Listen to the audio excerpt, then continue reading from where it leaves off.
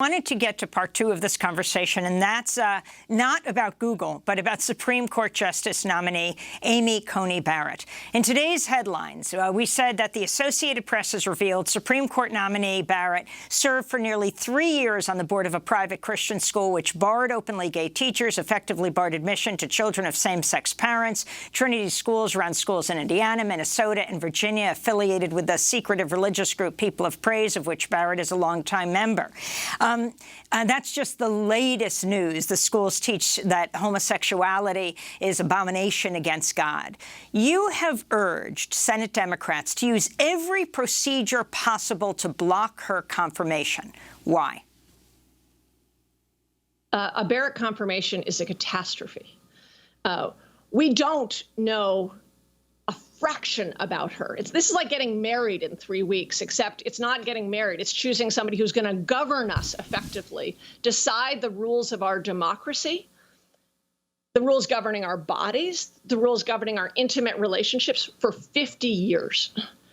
And we don't actually need to know that much to know that a 6-3 majority on the court is basically a bomb coming at what is left of our protections against corruption in politics, against corporate money, what is left of the Voting Rights Act. I mean, this is an absolute 5-10 alarm fire catastrophe. And the Democrats have not been, for instance, denying unanimous consent at every single vote, forcing McConnell to deliver every single senator every single moment.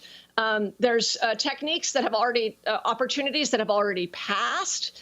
For instance, the Democrats could have had week-by-week continuing resolutions to keep the government going, forcing McConnell to produce his vulnerable senators.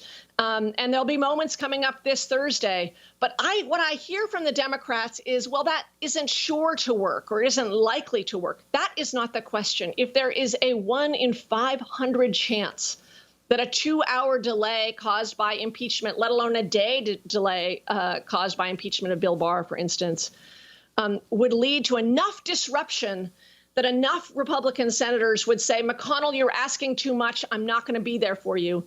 Then we wouldn't be leading into this catastrophe. So I think we really need to see in these last few days, Democrats aligned on a very clear message about the whole of the altogether illegitimacy of this process and the catastrophic danger of this nomination. And Zephyr Teachout, in the eventuality that she is confirmed, there's been increasing debate over what can be done to counter the court packing that has been going on now for several years on the part of the Republicans in the federal judiciary. I'm wondering your thoughts on this whole issue of expanding the Supreme Court if Joe Biden is elected and the Democrats gain control of both houses.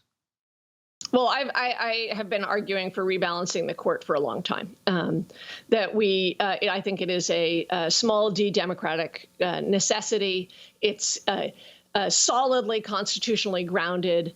And after the court, Justice Roberts, in a grotesquely innovative, which is to say, he made it up, theory struck down the Voting Rights Act, it became very clear that we needed a rebalancing of the court and a new understanding of this institution, as well as thinking about shorter terms for justices. I think that is absolutely necessary.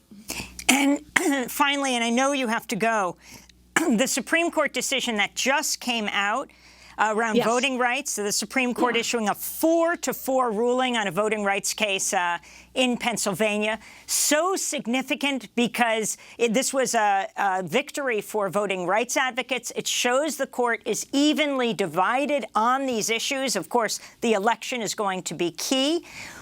If Amy Coney Barrett is confirmed, she would break that tie. The significance of this. Both short and long-term significance of this is extraordinary, because this is about the court reviewing state constitutional decisions about what those local state constitutions require. And you have this very dangerous, radical perspective by 4 members of the Supreme Court, which Coney Barrett would join, which would jump in and second guess those state constitution-based decisions, which have been important in allowing people's votes to be counted in this election. So we could see a Justice Barrett being a tiebreaker in suppressing votes in this upcoming election and changing the outcomes of the votes that are happening right now for the November 3rd election. Why haven't Democrats pushed harder, do you think? I am pulling my hair out about this. I'm sorry to be so, well, I'm not sorry to be so blunt about it. There is such a deep misunderstanding of risk and short-termism and failure to understand the scope of this catastrophe and complacency and sclerosis. And I think, you know, what I hear is people say things like that is not likely to work. Well, I will tell you, whether you talk to a serious death penalty lawyer defending their client on death row or a serious corporate lawyer defending against a corporate takeover, their answer to that question is, if we've got a 1 in 100 chance, we are going to file that motion. And we just don't have that approach in the Senate or in the House. Zephyr Teachout, we want to thank you so much for being with us, professor of law at Fordham University and author of the new book, Break 'em Up, Recovering Our Freedom from Big Ag, Big Tech, and Big Money.